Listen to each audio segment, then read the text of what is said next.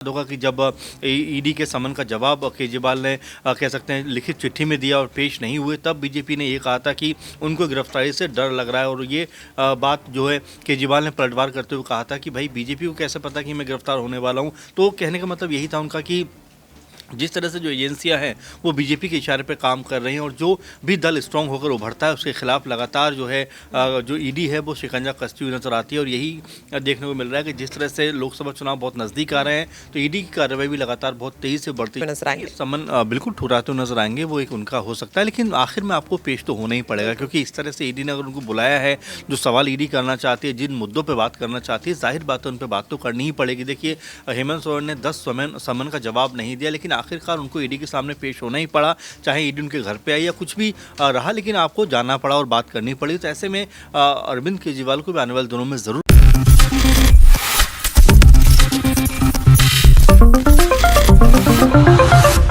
सहयोगियों से समझेंगे कि क्या वाकई में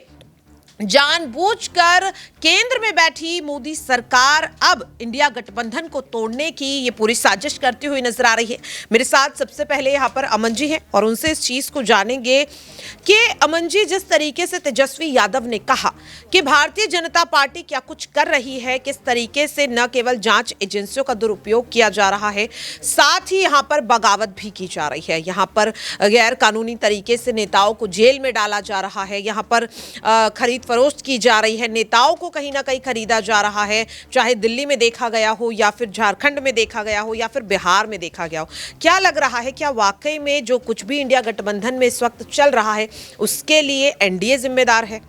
देखिए, बिल्कुल, और लगातार सिर्फ झारखंड की बात नहीं, अगर आप देखें प्रज्ञा जी तो दिल्ली की आप बात कर सकते हैं। जो मुख्यमंत्री हैं अरविंद केजरीवाल, उनके खिलाफ 5वां समन भी जारी हो गया। इसके अलावा बिहार में आप देख ही रहे हैं कि वहाँ पर जो लालू यादव हैं, उनके बेटे हैं, उनकी बेटी हैं, उनके खिलाफ भी लगातार ईडी जो है जाँच कर रही है, छापेमारी हो रही है। बंगाल में आप देख रहे हैं, यानी जो भाजपाई जहाँ पर भाजपा की सरकार नहीं है वहाँ पर लगातार ईडी, सीबीआई और जो भी सरकारी एजेंसी है वो वहाँ पर बहुत ज़्यादा एक्टिव नज़र आती है। लेकिन यही जब बात जो है मध्य प्रदेश की हो या जो बीजेपी शासित राज्यों की हो तो वहाँ पर ईडी कहीं नज़र नहीं आती। इसी बात को लेकर हर कोई ये कहता हुआ दिखाई पड़ता है कि भाई क्या बीजेपी ही एक तरीके से ईडी को चला रही है, क्योंकि आपको याद होगा कि जब ईडी के समन का जवाब केजरीवाल ने कह सकते हैं लिखित चिट्ठी में दिया और पेश नहीं हुए, तब बीजेपी ने ये कहा था कि उनको गिरफ्तारी से डर लग रहा है। और ये बात जो है केजरीवाल ने पलटवार करते हुए कहा था कि भाई बीजेपी को कैसे पता कि मैं गिरफ्तार होने वाला हूँ। तो कहने का मतलब यही था उनका कि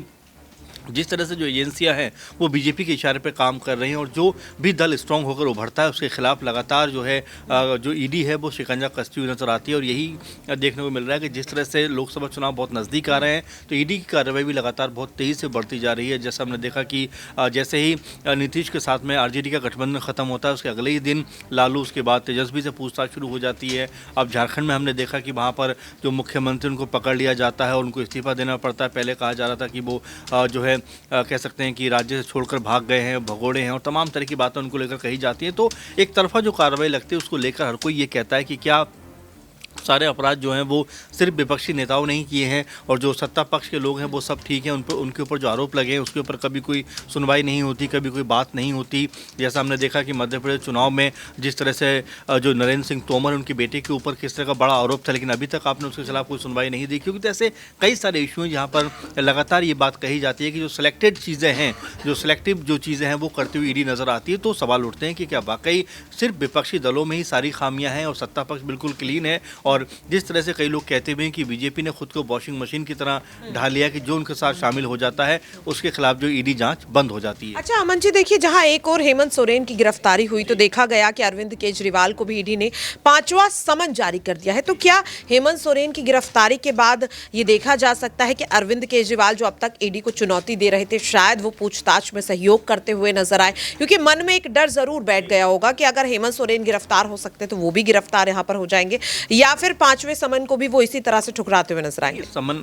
बिल्कुल ठुकराते हुए नजर आएंगे, वो एक उनका हो सकता है, लेकिन आखिर में आपको पेश तो होना ही पड़ेगा क्योंकि इस तरह से ईडी ने अगर उनको बुलाया है, जो सवाल ईडी करना चाहती है, जिन मुद्दों पे बात करना चाहती है, जाहिर बात है उन पे बात तो करनी ही पड़ेगी। देखिए, हेमंत सोरेन ने 10 समन का जवाब नहीं दिया, लेकिन आखिरकार उनको ईडी के सामने पेश होना ही पड़ा, चाहे ईडी उनके घर पर आई या कुछ भी रहा, लेकिन आपको जाना पड़ा और बात करनी पड़ी। तो ऐसे में अरविंद केजरीवाल को भी आने वाले दिनों में ज़रूर बात करनी पड़ेगी। और अगर ऐसा हुआ जैसा आप कह भी रहे हैं कि हेमंत की तर्ज पर उनको भी गिरफ्तार किया गया तो वाकई ये उनके लिए बहुत नुकसान की बात होगी। इससे पहले ये है कि पहले अगर पेश हो जाते हैं तो संभावना रहेगी कि जो है जेल से बाहर भी आ सकते हैं, या जो सबूत के ऊपर बात हो सकती है, तमाम दस्तावेजों के ऊपर बात हो सकती है, तथ्यों के ऊपर बात हो सकती है। लेकिन इस तरह से अगर आंख मिचौली करेंगे तो लोकसभा के नज़दीक जाकर वो पकड़े जाते हैं तो इससे उनकी पार्टी को काफ़ी नुकसान